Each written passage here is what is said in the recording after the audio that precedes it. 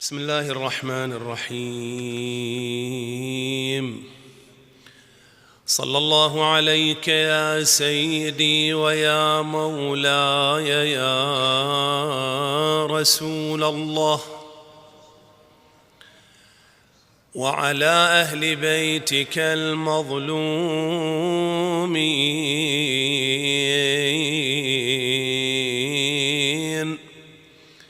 لعن الله الظالمين لكم من الأولين والآخرين. الصلاة والسلام عليك سيدي يا أبا عبد الله، يا باب الرحمة ونجاة الأمة، ما خاب من تمسك بكم، أمن من لجأ إليكم. يا ليتنا كنا معكم فنفوز فوزا عظيما. بسم الله الرحمن الرحيم. واعلموا أنما غنمتم من شيء فأن لله خمسه وللرسول ولذي القربى واليتامى والمساكين وابن السبيل. آمنا بالله، صدق الله العلي العظيم. سيكون البحث حول الخمس من عدة مقامات ومن عدة جهات، وسنجعل بحثنا هذه الليلة في مقام واحد، ألا وهو إثبات وجوب الخمس من خلال الآية الشريفة المذكورة، ومن خلال أفعال النبي صلى الله عليه وآله وأوامره ورسائله. الجهة الأولى: ماذا يعني الخمس؟ الخمس في اللغة العربية كما نطلق كلمة الثلث والربع والعشر والثمن وما شابه ذلك، يعني أن تقسم الشيء على خمسة، هذا يسمى خمس الشيء. وهذا الحكم الشرعي لم يكن ثابتا في الشرائع السابقة ولا عند العرب، بحيث القرآن أقره كما أقر كثيرا من الأفعال التي كانت عند العرب ولم ينكرها، لكن شذبها، عدل فيها، وضع عليها، أجرى عليها بعض التعديلات. الخمس هو من مختصات الشريعة.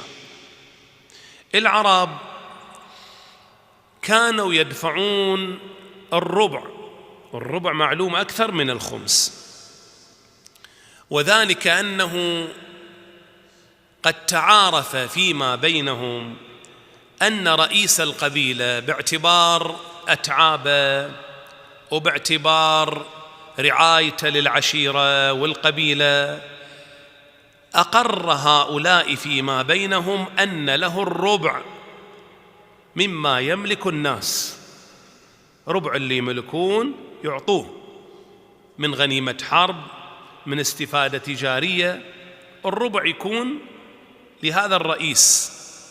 وهذا ثابت في أشعارهم. أحدهم يقول لي أحد رؤساء القبائل والعشائر ومشائخها: لك المرباع منها والصفايا وحكمك والنشيطة والفضول. يعني إلك 4 أشياء، أنت حاكم، وإلك الصفايا يعني ما يصفو من أموال الناس، وأنت مرباع يعني تأخذ الربع، وهم بعد إلك النشيطة. النشيطة تلك الأموال التي تغنم من الحرب قبل ما يوزعوها أنت تأخذ الربع. لك المرباع منها والصفايا، الصفايا الصافي هو ياخذه، وأنت حاكم. والنشيطة كما ذكرنا معناها، والفضول يعني اللي يفضل بعد ما توزع هالغنيمة يبقى مثلا قطعة قماش، شلون نوزعها هذه بين 10 أنفار بين 20 نفر، هم بعد هذه تصير من نصيب رئيس القبيلة والشيخ العشيرة. هذا أمر متعارف فيما بينهم وثابت في التاريخ. الإسلام لما إجا قال لا، هذه ما إلها أصل، لا مأخوذة من دين علشان ربما نقرها، ولا فعل أقره هم بعد الإسلام، لكن نحن عندنا بدل الربع الخمس، وهذا الربع ناشئ من عندكم أنتم، اقتراح نعم نابع من أفكاركم، لكن الخمس هو من خالق السماء تبارك وتعالى، من الله. إذن الخمس في اللغة هو الشيء الذي يؤخذ بعد تقسيم أصل الشيء على 5، هذا هو الخمس. زين، الجهة الثانية أن كلمة الغنيمة في الآية الكريمة واعلموا أن ما غنمتم، هنا اتفاق بين المفسرين شيعة وسنة أن معنى الغنيمة الذي هو الغنم الفوز بالشيء قليلا كان أو كثير. معنى واعلموا أن ما غنمتم يعني فزتم بشيء، سواء عبر صناعة أو عن طريق تجارة أو فلاحة أو مواشي، كل ما فزت به وحصلت عليه يجب عليك فيه الخمس. إذن المفسرون يعني القرطبي مفسر كبير عنده، الرازي مفسر كبير، الآلوسي، هؤلاء مفسرون كبار لا ينكرون أن معنى الغنيمة الفوز بالشيء قليل أو كثير، لكن هم شو يقولون؟ يقولون لا نقر بالخمس الذي يتكلم فيه الشيعة. ليش؟ وهذه اللغة العربية. قالوا نعم، لأنه أولاً السنة النبوية ما ثبت فيها أن الرسول صلى الله عليه وآله أمر بالخمس، نعم، في غير الحرب، إنما فقط في الحرب. 2، أن الآية الكريمة جاءت في سياق مسائل الحرب، نزلت في سورة الأنفال، وسورة الأنفال كلها تتكلم عن الحروب، فالخمس إذن المذكور في الآية يخص الحرب ولا يعم ماذا؟ عموم الغنائم الأخرى. وثالثاً لا نرى أن للخمس ذكراً في القرآن. يلا طلعوا لنا آية أخرى غير هالآية تذكر لنا نعم وجوب الخمس في القرآن كما أوجب الزكاة نعم ذكرها الله في القرآن أكثر من 30 مرة، واضح وجوبها واضح.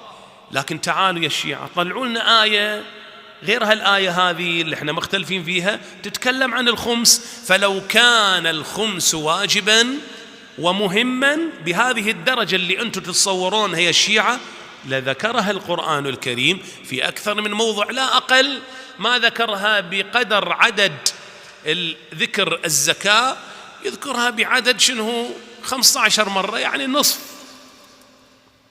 زين، الجواب شنو؟ انتبه لي للجواب. أما بالنسبة للآية الكريمة لما تقول اعلموا أنما غنمتم من شيء، وتقولون بأنها ماذا؟ خاصة في الحرب، جوابنا أن القرآن الكريم نعم أبلغ من أن يفهم بهذه الصورة. القرآن يقول واعلموا أنما غنمتم من شيء، ما قال واعلموا أنما غنمتم من حرب. المفروض القرآن يوضح لنا واعلموا أنما غنمتم من حرب، ثم قال من شيء، ما قال من مال، من شيء. والشيء إشارة إلى الغنيمة وإن كانت يسيرة. مثل ما أقول لك شيل هذا الشيء، أنت ما تشوفه، أقول لك لا شوف هذا الحبة شيلها، هذا الخيط شيله، شيء يسير. كأنما القرآن يقول غنمتم شيئا كثيرا أو غنمتم شيئا قليلا لا بد من إخراج خمسه، وإلا لصار تغرير. نعم، والآية والقرآن أعز وأجل من أن يغرر ويخدع الآخرين. هذه واحدة. أما قولكم بأن القرآن ما ذكر الخمس كما ذكر الزكاة، الجواب أنه كثير من الأمور التي أجمع المسلمون وأطبق المسلمون على وجوبه، كثير من الأشياء ما موجودة وين؟ في القرآن الكريم. الآن طلع لي أنت الآن فقيه غير شيعي، هل تقر بأن المفطرات فقط الأكل والشرب والمباشرة الزوجية؟ تقول لا، أكو مجموعة من المفطرات، الاحتقان بالمائع من المفطرات، التقيؤ من المفطرات، البقاء، تعمد البقاء على الجنابة من المفطرات. زين، بعد استنشاق الغبار الغليظ من المفطرات، قد يكون الارتماس من المفطرات. طلع لي آية واحدة تتكلم عن هذه المفطرات، ما أكو. إذا من وين أخذناها؟ مو من القرآن، من السنة النبوية. وهكذا أيضا الخمس نأخذه من السنة النبوية.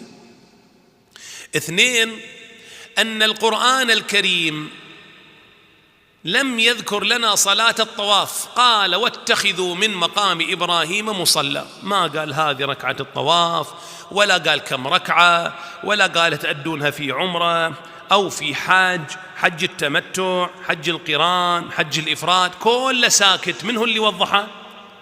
النبي صلى الله عليه وآله، فأخذنا هذا الحكم من النبي صلى الله عليه وآله. أجمع المسلمون أنه إذا كسفت الشمس، خسف القمر، صار زلزال، يجب على المسلمين جميعا اللي شاهدوا هذه الآية صلاة تسمى بصلاة شنو؟ الآيات. يلا جيب لي آية واحدة من القرآن تقول بأنه يا مسلمين إذا انخسف القمر انكسفت الشمس يجب عليكم أن تصلوا صلاة الآيات. ما أكو. أخذناها من وين؟ من النبي صلى الله عليه وآله. إذن الآية لما ما تذكر، أو القرآن لما ما يذكر الخمس، نعم خير إن شاء الله ما ذكر الخمس، مو معنى أنه يقل أهمية عن ماذا؟ عن الزكاة، بالعكس. الآن مثال أوضح، وين الأفضل؟ الصلاة في مسجد قباء أو الصلاة في مسجد النبي صلى الله عليه وآله؟ كل المسلمين يقولون أن الصلاة في مسجد قباء ماذا؟ يساوي عمرة ولا لا؟ بينما الصلاة في مسجد النبي ب100,000 صلاة أفضل. يلا دور لي آية من الآيات تشير ولو إشارة إلى أن هناك مسجد اسمه مسجد رسول الله. ما أكو ولا آية. بينما مسجد قباء لمسجد أسس على التقوى من أول يوم أحق أن تقوم فيه رجال يحبون أن يتطهروا والله يحب المطهرين. الله ذكر مسجد قباء ولو بالإشارة، بينما مسجد النبي ما أشار إليه. هل يدلل على أنه ما أكو مسجد للنبي؟ هل يدلل بأن مسجد قباء أفضل من مسجد النبي؟ إذا نحن ما نعتمد فقط على القرآن، لا، إنما نعتمد على القرآن وعلى السنة النبوية، نشوف نراجع. زين، هذه نقطة مهمة. أما قولكم بأنه القرآن واضح، الآيات كلها آيات حرب، زين، واعلموا أن ما غنمتم من شيء يعني غنمتم غنيمة الحرب، وما دام انها تتكلم عن الحرب السياق، فالسياق يؤخذ به. طبعا احنا مشكلة السياق هذه مشكلة، يعني خلي اضرب لك قبل ما اجاوب مثالين. الآن انت لما تراجع القرآن الشريف الكريم تفتح سورة البقرة، ما أدري كم الآية الآن رايح عن ذهني، لكن قول الله تعالى حافظوا على الصلوات والصلاة الوسطى وقوموا لله قانتين، بالله عليك شوفها وين واقعة الآية، تأمل بيها وين واقعة. واقعة بوسط آيات ما إلها علاقة بالصلاة ولا إلها علاقة بالعبادات، واقعة في خضم آيات تتكلم عن الطلاق، أولها طلاق آخرها طلاق، إجت هذه في الوسط حافظوا على الصلوات والصلاة الوسطى. إيش دخل هذه الآية بين الطلاق؟ أول يا رب خلص الطلاق وبعدين تكلم عن العبادات. لا، يريد يلفت النظر على شيء مهم. أنت قاعد الآن تمشي نسق واحد وتجي لك مطبة هالشكل علشان تخفف، تقول ها خلي أطالع يمين وشمال، أكو مدارس أكو كذا أولاد يمرون. الله يريد يقول لك ترى الصلاة مهمة، مهمة جدا. مثال ثاني، إنما يريد الله ليذهب عنكم الرجس أهل البيت ويطهركم تطهيرا. هذه بعد مو آية، هذه جزء من آية. وين واقعة؟ واقعة في آيات تتكلم تخاطب نساء النبي، يا نساء النبي لستن كأحد من النساء إن اتقيتن فلا تخضعن بالقول فيطمع الذي في قلبه مرض. نعم، إن كنتن تردن الدنيا وزينتها فتعالين إن كنتن تردن الله والرسول والدار الآخرة. بعدين يقول إنما يريد الله ليذهب، يعني الآن الخطاب كله أنثوي، خطاب للنساء. شوية يقول إنما يريد الله ليذهب عنكم مو عنكن، وبعدين يعود مرة ثانية ويكمل الخطاب للنساء. ليش؟ يريد يلفت نظرك، يريد يوقفك تتأمل. نعم، وإلا خلها الآية في سياق آيات تتكلم عن الذكور أو عن الأعم من الذكور والإناث. ليش جابها في وسط آيات تتكلم أولها عن النساء وآخرها عن النساء؟ جابها الآية ووضعها أو الجزء من الآية وضعها في الوسط، كل لفت انتباه. فهذه الآية واعلموا أن ما غنمتم من شيء، أفرض أنها تتكلم عن الحرب، ولكن الآية أعم كما ذكرنا قبل قليل، أن الآية تتكلم عن شيء، والشيء أعم من أن يكون من حرب أو غيره، لأن عادة اللي يغنم من حرب ما يقال له شيء. دبابة شيء، حاملة طائرات شيء، طائرات F-15 شيء، هذه مو شيء يسمونه، لا هذه غنيمة كبيرة. فعلى هذا تعبير القرآن واعلموا أن ما غنمتم من شيء يعني سواء كثير أو قليل. ثم الجواب اللي احنا وعدنا به الآن قول الله تبارك وتعالى لا تكلف نفس إلا وسعها، آية تتكلم عن الرضاع، تتكلم عن ماذا؟ عن حقوق الولد. زين، هذه الآية الآن، هذا المقطع، لا تكلف نفس إلا وسعها، بس خاصة بالآباء والأبناء ولا لا عامة؟ الله عز وجل أعطى قاعدة: لا تكلف نفس إلا وسعها. قوله تعالى: وما آتاكم الرسول فخذوه وما نهاكم عنه فانتهوا. شوفها وين واقعها الآية هذه؟ واقعة في الفيء، الفيء الذي يفيئه المسلمون من الحرب. الله يقولها: اللي يعطيكم الرسول خذوه، واللي ينهاكم عن لا تأخذوه لا تأخذوه.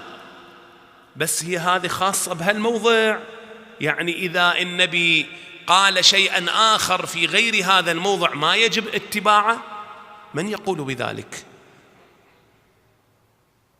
فالخلاصة أن الآية الكريمة وإن وقعت في كلام الحرب، نعم، والقتال، إلا أنها أعم من أن تكون، وهذه القاعدة اللي يقولون الفقهاء والمفسرون والأصوليون، أن خصوص المورد لا يخصص الوارد. صحيح عندك مورد خاص، زين، لكن هذه الآية الواردة من الله مو خاصة بهذا المورد، لا، إنما ذكرت في هذا المورد، وإلا هي أعم. هذه ماذا؟ الجهة الثانية. الجهة الثالثة والمهمة، وبها الختام، وإن شاء الله نرجع البحث في المقام الثاني الليلة القادمة. الجهة الثالثة أن الخمس هل كان على عهد النبي صلى الله عليه وآله؟ يعني النبي استلم الخمس، أمر بالخمس، ولا لا ما أمر بالخمس؟ هؤلاء شو يقولون؟ بل حتى منا إحنا البعض اللي شوية يتكلم عن هالموضوع دون دراية، يعني دون دراسة، لأن المتخصصون ما يتحجون بهالحكايات. المتخصصون كلهم مجمعون بأن الخمس كان ماذا؟ على عهد النبي صلى الله عليه وآله، ثابت في الشريعة، زين، وثابت على عهد الأئمة. أما أنصاف المتعلمين يقولون لا، هذه روايات جابوها ووضعوها على الإمام الكاظم وقالوا بأن الخمس واجب، بينما الخمس مو واجب إلا في الحرب. هذا حتى منا وفينا، بس قلت لك ما عندهم تخصص مع كل أسف. فإذا الإشكال شنو؟ الإشكال ملخصه بأنه الرسول صلى الله عليه وآله لم يأمر بالخمس، ثانيا لم يأخذ الخمس، لم يستلم الخمس. ما جوابكم؟ الجواب أن الرسول صلى الله عليه وآله قد ثبت عند غير الشيعة كما ثبت عند الشيعة أنه ذكر الخمس وأمر بالخمس. الآن عندما نراجع البخاري، وهو من كتب الصحاح عند ماذا؟ غير الشيعة، يقولون بأن الرسول أكثر من رواية، طبعا شاهدتها 7 8 روايات كلها تركز على هذا الأمر. شنو؟ أن النبي صلى الله عليه وآله أمر بالزكاة وأمر ماذا؟ بالخمس في الركاز. ملتفت لي؟ شنو الركاز؟ الركاز بعد مو حرب هذا. أمر بالخمس في الركاز. الركاز يعني الذهب والفضة اللي يشوفها الواحد ماذا؟ وليست لأحد. يعني بعبارة أخرى الكنز عند المسلمين يجب شنو؟ يجب فيه الخمس. إذا واحد مثلا حفر حفيرة، قام بيسوي له بيت، نعم، وهذا البيت مو حق أحد، أرض مو حق أحد، ما كانت لأحد، حفرت أنا وشفت كنز 20 كيلو 50 كيلو ذهب فضة، شفته ولا يعلم من هو، الإسلام شو يقول لك؟ يقول لك طلع خمسة وعليك بالعافية، خذ الباقي. إذن يجب إخراج الخمس، مع أن الكنز مو حرب، مو أنتم تقولون بأنه واعلموا أن ما غنمتم من شيء فأن لله خمسه، وين؟ في الحرب، الجاية بالركاز. إذن ثابت الخمس في الركاز، فالرسول صلى الله عليه وآله أمر بالخمس. هذه واحدة. اثنين، أن وفد بني عبد القيس، وفد بني عبد القيس ذولا حساوية، حساوية ذولا، افتخر أنت يا الحساوي. حساوية ذولا كانوا يعيشون هنا ما بيننا، نعم، من بني عبد القيس. الآن فروعهم موجودة في الهفوف، موجودين ذولا، نعم. أجدادهم على عهد النبي صلى الله عليه وآله جاءوا يسلمون عند النبي دون حرب، دون سيف، دون إكراه، هم بطوعهم وإرادتهم. شوف طيب قلوب الأحسائيين، بطيبهم بقلوبهم بكل إرادتهم راحوا إلى المدينة. نعم، النبي صلى الله عليه وآله قبل ما يجي هذا الوفد مدحهم وقال سيطلع عليكم وفد من أهل الشرق، نعم، وأخذ يثني عليهم. لما وصلوا النبي بعظمته قام على أقدامه ومشى خطوات واستقبلهم، هنيئا لكم. استقبل الأهل الأحساء، استقبلهم، نعم، وكرمهم، ضيفهم، جلسوا. وماذا بعدين؟ أرادوا يودعونه بعد يوم يومين، بعد فترة قالوا له يا رسول الله احنا الآن آمنا بك وبما جئت به من عند الله، نريد نعرف شنو الأحكام الشرعية، أهم الأمور اللي إذا طبقناها دخلنا الجنة، وإذا لم نطبقها دخلنا النار، نريد احنا نطبقها. فقال لهم، وقالوا لهم بعد، شوف هالعبارة، قالوا له احنا ما نقدر نتواصل معك. ليش؟ لأن احنا بمنطقة الحمد لله آمنة، لكن في الطريق اكو حروب، مناوشات. الطريق اللي يؤدي إلى المدينة اكو حروب، ناس يقاتلون ناس، قبائل، وما نقدر نجيك إلا في أشهر الحرم. الأشهر الحرم نقدر نجيك، غيرها ما نقدر، لأن في أشهر الحرم تضع الحرب أوزارها، نقدر نجي. ولذلك احنا جيناك الآن ورايح نعود قبل ما تنتهي الأشهر الحرم. لذلك شنو عندك يا رسول الله من أوامر احنا ننفذها؟ قال لهم تشهدون أن لا إله إلا الله وأني محمد رسول الله. اللهم صل على محمد وآل محمد. ثم علمهم الأحكام، وذكر من الأحكام ماذا؟ وأن تدفعوا الخمس في المغنم. تقدر أنت تدخل جوجل، تبحث، تسوي سيرش، تشوف كلمة المغنم في الخمس، الخمس في المغنم، وفد بني عبد القيس، تشوفه موجود في البخاري، وذكره ابن ماجه وغيره. إذن النبي صلى الله عليه وآله أمرهم بأن يؤدوا الخمس، وقالوا له احنا آمنين، ما عندنا حرب. يعني معناها تأدون الخمس في المغنم، مو خمس شنو غنائم الحرب، إنما خمس زرايعكم، صنايعكم، تجارتكم، يجب أن تؤدوا الخمس. هذا اثنين. إذن الركاز وفد بني عبد القيس. ثلاثة، الرسائل اللي النبي صلى الله عليه وآله يبعث بها رسلا إلى المناطق. يبعث رسول إلى اليمن، يبعث رجل إلى الشام، يبعث رجل إلى العراق، يبعث رجل إلى مصر. لما نراجع هذه الرسائل، هذه الرسائل تراث، روح إلى المسجد النبوي الشريف، روح اصعد إلى المكتبة الضخمة اللي هناك، شوف التراث. نعم، شوف الرسائل اللي أرسلها النبي، مو فقط اللي أرسلها إلى الملوك، لا، اللي أرسلها إلى عامة الناس.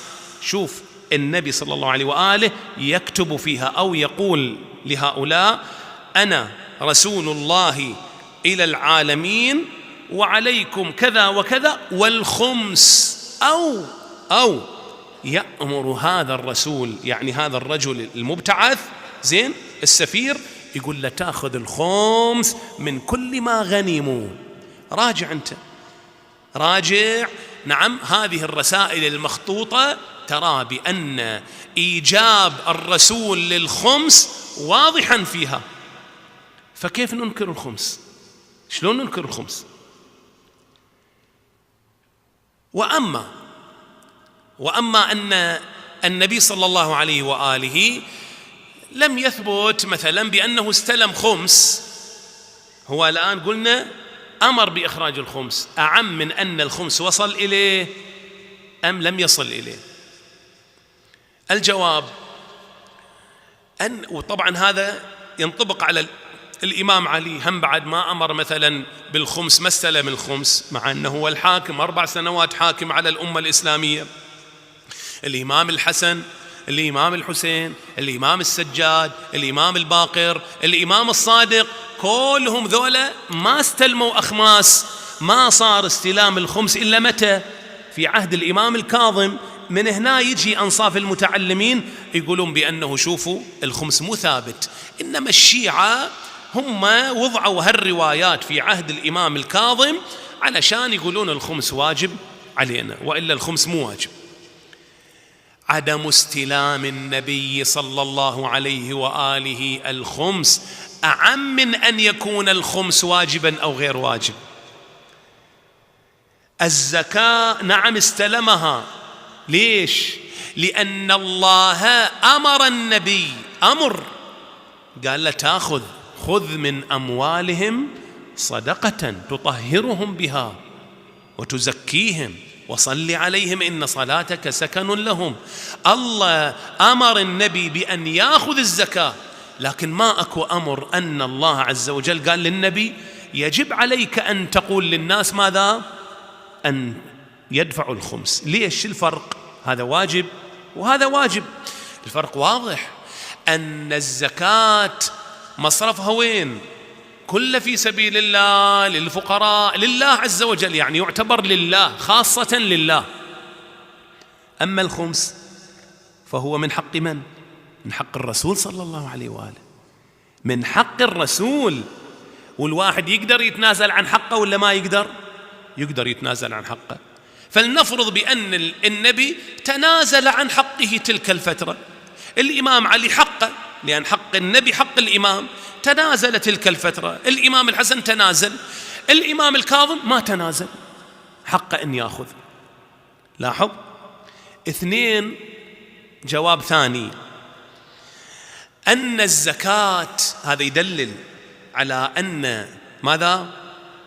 الزكاة، أن الخمس واجب، مو فقط الزكاة، أن الزكاة لا يأخذ منها سادة بني هاشم. فقراء السادة هل تحل لهم الزكاة؟ فإذا قلنا بأن الزكاة، إن الخمس فقط وين؟ في الحرب. بالله عليك، الدنيا كانت حرب مستمرة مثل هالأيام مستمرة الحروب، لكن ذيك الأيام لا، ما كانت مستمرة. فإذا ماكو حرب، الفقراء من سادة بني هاشم شو يقولون؟ يا الله بالحرب، يا الله بالحرب إن شاء الله. ليش؟ علشان يأخذون حقهم. لا يا عمي، الله عوضهم بدل الزكاة بشنو؟ بالخمس. فيجب إخراج الخمس لسد جوع أهل هذه الشجرة الطيبة، لأن الله حرم عليهم الزكاة. أكو جواب ثالث لطيف للسيد الخوئي قدس الله نفسه الشريفة، يقول بأن الأحكام الشرعية إنما أنزلت وكانت على نحو التدرج والتدريج. شلون يعني؟ يقول مو كل الأحكام مرة واحدة هالشكل انكبت على الرسول وعلى المسلمين، لا لا لا. شوف الخمرة، الله حرمها مرة واحدة، قال يا جماعة لا تشربوا الخمر، لا. أول شيء ذكر بأنها وتتخذون منها سكرا، زين، وبعدين قال فيها منافع للناس وإثمهما أكبر من نفعهما، إشارة. بعدين قال فهل أنتم منتهون؟ إنما الخمر والميسر إلى آخره، هل أنتم منتهون؟ خلاص حرم. إذن مو دفعة واحدة، تدريج. هناك أحكام نعم النبي ما بينها للأمة، إنما بينها للوصي من بعده، قال له شوف الظرف المناسب وطلع هالأحكام. يروح الإمام هذا ما صار الظرف المناسب، يقول للإمام اللي بعده إذا صار الظرف المناسب طلع هالحكم. فالخمس ما صار مناسب إظهاره بهذه السعة إلا في عهد من؟ عهد الإمام الكاظم عليه السلام.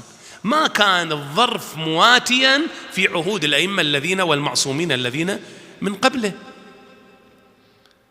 بل يقول السيد، يقول إن هناك أحكاما إلى عهدنا لم تنشر بعدها عند الإمام المعصوم، عند الإمام الحجة، أحكام بعدها ما طلعت أبدا ولا يوم، لا على عهد النبي ولا على عهد الإمام علي ما طلعت هالأحكام هذه، رايح يطلعها الإمام المهدي إذا خرج وإذا ظهر في آخر الزمان. وهذا معنى أن الإمام يأتي بدين جديد. هو دين جديد مو من كيسه الخاص، لا، الناس ما شايفينه ولا سامعين أبدا، فرايح يأتي بهذه الأحكام. هذه الأحكام إذن مو الإمام هو اللي جايبها، لا، إنما موجودة موروثة من إمام عن إمام عن النبي صلى الله عليه وآله عن الله، بس الظرف بعد ما ناسب أن يظهر هذا الحكم. فكيف إذن نستغرب إذا كان أحكام إلى اليوم ما طلعت، رايح تطلع لنا يوم من الأيام، فكيف نستغرب أن يكون الخمس نعم ما كان ظاهرا على عهد النبي؟ خير إن شاء الله، ما كان ظاهر على عهد النبي ولا الإمام علي ولا الإمام الحسن والحسين والأئمة اللي بعده إلى الإمام الكاظم، خير إن شاء الله. مو معنى أنه الخمس غير موجود، لكن الظرف في تشريع. هذا جواب السيد الخوئي عليه الرحمة. فالخمس إذن خلاصة هذا الكلام عن المقام الأول، الخمس واجب لا شك في ذلك ولا ريب. نعم. وهناك مقام آخر رايح نتكلم عنه، أن الروايات ما هي الصحيحة التي تأمر بالخمس وتحذر من التساهل والتهاون بالخمس، مع أنه للأسف الشديد يعني أنه كم يا ترى يخمس، يعني كم شخص يخمس من خلي اللي ما يقدرون يخمسون، اللي ما عندهم زائد على مؤونة سنتهم، لا، احنا نتكلم اللي عندهم ماذا؟ زائد وفائض على مؤونة سنتهم. كم يا ترى من هؤلاء من يخمس؟ كم؟ الآن تشوف انت المساجد مليانة ولا لا؟ مليانة الحمد لله، مليانة، تشوفها صلاة الجمعة صلاة الجماعة مليانة. انزين لو حسبت من المقتدرين من يخمس ممن لا يخمس، شوف لو يخمسون كل الشيعة حال غير حال، لكن اللي يخمس جزء بسيط مثل الملح بالعين. لذلك يجي لنا واحد يقول شوفوا هؤلاء ايش كثر والأخماس بالمليارات وين يودون. يا أخي أنت تخمس، فلان يخمس، من هو يخمس؟ يجي لك واحد عنده خمسة مثلا، افرض عنده 500 ريال، يقول والله هذا خمسي مال السنة كاملة هذه 100 ريال، شو تسوي 100 ريال؟ افرض 100,000، شو تسوي 100,000؟ أنت تصلي، أنت تصوم، تحج، مؤمن، تأدي الواجبات. إيش معنى هالخمس الفقير؟ ليش؟ مو فريضة هذه؟ فريضة هذه مثل فريضة الصلاة، مثل أي فريضة أخرى. لا، تشوفه يهتم وضوء، صلاة، حج، ركوع، سجود، بس الخمس لا. حتى زكاة الفطرة تشوف الناس يزكون، أغلب الناس اللي شنو اللي قادر شوفه نعم يزكي ولا لا؟ الأغلب لما يجي الآن ليلة العيد شوفه يسأل، والأغلب يؤدي الزكاة. لكن ليش يؤديها؟ ما تكلفه كثير، كلها 100 ريال عنه وعن عائلته، كلها 100 ريال يوديها للفقير، سهلة. لكن الرجال عنده فلوس في البنك مثلا 500,000، شي يطلع 100,000 منها؟ شي يطلعها؟ هذه تطلع الروح قبل ما تطلع. اختبار الخمس، اختبار.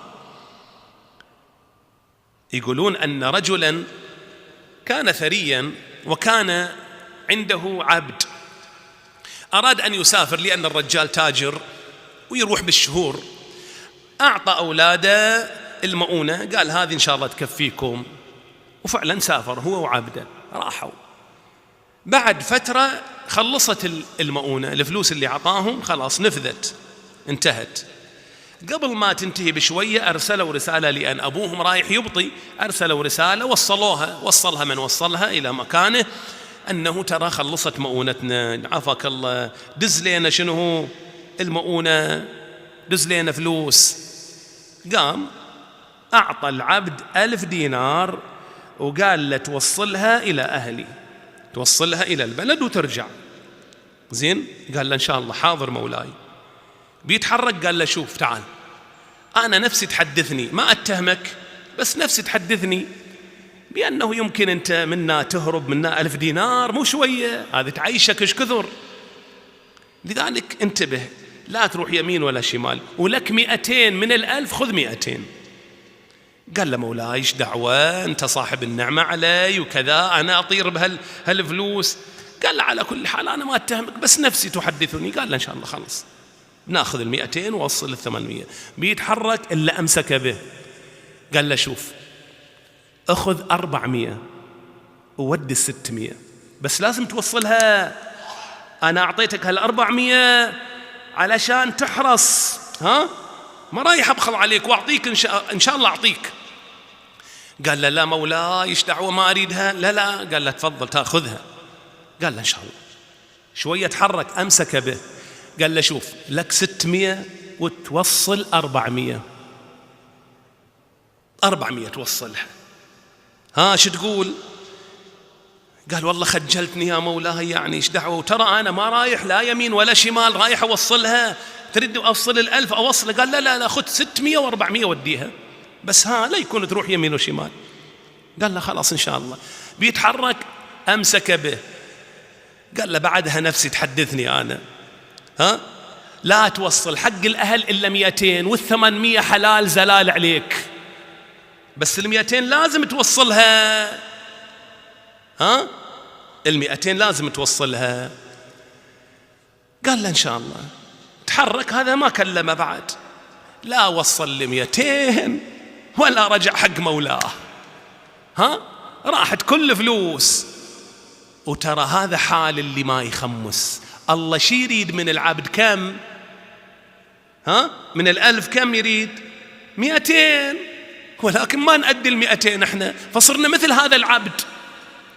احنا نلعن هذا العبد ونقول لا خير فيه، ايش دعوة، الله نعم ذاك السيد عطاه وما يوصل حتى 200. الله يشملنا برحمة، نقول الله لا يآخذنا بأعمالنا واقعا. زين، إذن الخمس واجب. عندك ريال تطلع 5 ريال، تقول أستحي، لا حياء. ورايح نوضح هذه المسألة الليلة القادمة، أنه البعض حياء يقول 10 ريال وين أوصل ريالين، 100 ريال أوصل 20، يعني تعني. يجب عليك، إن الله لا يستحيي من الحق. والخمس كما قلنا هو حق أهل البيت، حق أهل البيت، لكن ظلم أهل البيت، غصب حقهم. وعلى هذا احنا كل ساعة نقول على المنبر وانت تقول كمستمع لعن الله الظالمين لكم. الظالمين مو بس اللي ذبحوا أهل البيت، الظالمين اللي غصبوا حق أهل البيت.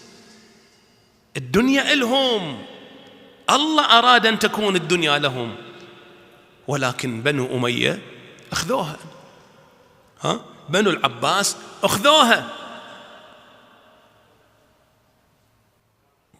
وعلى هذا تخاطب مولاتنا العقيلة زينب عليها السلام يزيد بن معاوية، تقول له أظننت يا يزيد حيث أخذت علينا أقطار الأرض وآفاق السماء أن بنا على الله هوانا ولك عليه كرامة؟ فشمخت بأنفك ونظرت في عطفك جذلان مسرورا حين رأيت الدنيا لك مستوسقة والأمور متسقة. اسمع العبارة، وحين صفى لك شنو؟ ملكنا. تقول له هذا ملكنا اللي أنت ماخذه، مو ملكك ولا ملك أبوك. وحين صفى لك ملكنا فمهلا مهلا لا تطش جهلا. نعم. وأخذت تهدر العقيلة، نعم، تفرغ عن أبيها أمير المؤمنين. ثم قالت له: أمن العدل يا ابن الطلقاء تخديرك حرائرك وإماءك وسوقك بنات رسول الله، قد هتكت ستورهن وأبديت وجوههن، يستشرفهن أهل المناهل والمعاقل، ليس لهن من حماتهن حمي ولا من ولاتهن ولي. خاف الفضيحة يزيد، ايش سوى؟ أراد أن يسكت العقيلة زينب. شلون يسكتها؟ يلفت نظرها بشيء يألم قلبها. أخذ رأس الحسين بشيبته المقدسة ورفع هشك المنكوس أمام العقيلة زينب وأمام بنات رسول الله، وأخذ خيزرانة ينكث بها ثنايا أبي عبد الله. زينب كانت من العادة أنها تخبي أن يرى الأطفال رأس الحسين. يعني هناك فاطمة، هناك رقية، ما تريد زينب يشوفون رأس مقطوع، كانت تخبي عليهم، نعم، تغم عيونهم شوية، تغمم على عيونهم. لكن واحدة من بنات الحسين رفعت رأسها وإذا رأس أبيها، هذا الرأس الطاهر يضرب ويقرع بهذه المخصرة وهذه الخيزرانة. التفتت إلى عمتها: عم انظري ماذا يصنع هذا الرجس برأس والدي الحسين. ولي ولي زينب زينب يا عم انشعب قلبي وصار شطرين. هالرجس شوف ايش يعمل براس الولحسين. ريحانة الهادي وثمر قلبه وحبيبه، بطشت راسه يا خلق وعظام مصيبة. الفاجر يزيد يفرق شفاته بقضيبة، ويترنم مكيف دهل الدمع يا عين. عز الهواشم من عقب ذيك الفراسة، بالبر جسمه وبطشت يا خلق راسه. شوف يا عم ابن الخنا يكسر أضراسه، الشامات كلها ما بقت فيها مسلمي. ظلت تجود بروح زينب حزينة، تنادي عسمتنا ولا للشام جيمة. والله يا خويا سفرة قشرة علينا، بيني وبينك يا خليصي فرق البين. خويا الهضم والضيم من بعدك علانا، خويا شبعت بالشام هم ضيم ومهانة. ترفع غضيبك يلي تكسر أسنانه، عن ثغر خي ذابت قلوب النساوي، ولثغره يعلو القضيب. وطالما شرفا له كان النبي مقبلا. اللهم صل على محمد وآل محمد. تقبل يا ربي أعمالنا، اشف أمراضنا ومرضانا، يسر أمورنا، لا تخرجنا من الدنيا حتى ترضى عنا. اللهم آمنا في أوطاننا، اجعل هذا البلد آمنا وسائر بلاد المسلمين. احفظ وأيد حماة الدين، ارحم الماضين منهم يا رب العالمين. الإخوة الحاضرون احفظهم فردا فردا، المؤسسون تقبل عملهم، ارحم موتاهم ولأموات الجميع. الفاتحة مع الصلوات.